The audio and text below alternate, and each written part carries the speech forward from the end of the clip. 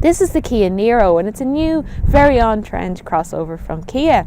But underneath these quite conventional looks, the Niro's got a secret. It's also a hybrid.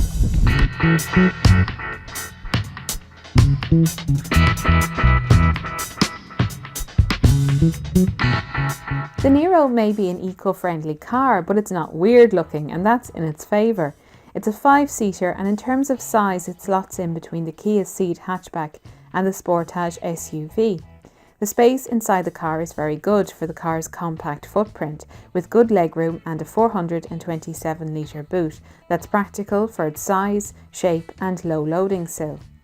In terms of interior design, Kia has stepped things up a notch with the Niro, and the cabin is well built with quite a premium feel. Again, everything is very conventional, but there are a few hints to the car's hybrid powertrain, including a power meter and a screen to monitor the energy flow between the different parts of the system.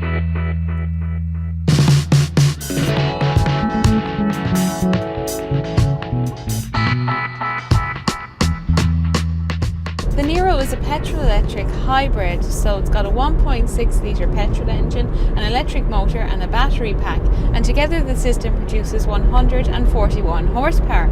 Emissions are just 88 grams of CO2 per kilometre, and the Niro is capable of returning up to 74 mpg, but I've been getting closer to 50.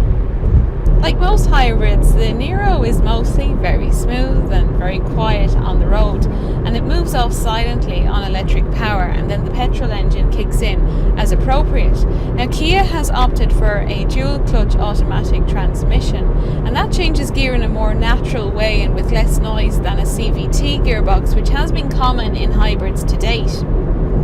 The Niro is classed as a crossover, but it's not a particularly tall vehicle, but that's actually an advantage because it handles more like a hatchback than a tall SUV.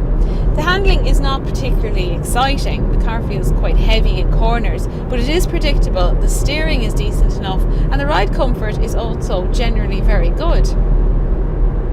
The main issue I have with the Niro is that it's not very responsive. The throttle pedal feels lifeless most of the time. And that's not a problem if you're just coasting around, but if you need power quickly, it's a bit frustrating. Now, there is a sport mode that you access via the gearbox, and that does pretty much eliminate the lifeless throttle. But you've just bought a hybrid, presumably to cut the costs of your fuel bills, so you really don't want to be driving it in sport mode all the time. But at least the option is there if you need to pick up speed quickly, for example, when you're overtaking. The Kia Niro is priced from €29,095, and that price includes the €1,500 VRT reduction for hybrids. Niro is offered with a high spec that includes 4 electric windows, full leather interior, heated front seats and steering wheel, cruise control, dual zone aircon, lane keep assist, and a touchscreen with navigation and Android Auto.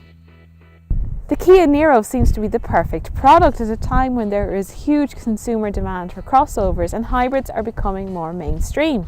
The Niro won't set your pulse racing with performance and pin-sharp handling, but it is a low-emission hybrid that's packaged in a way that will be very appealing to a lot of people.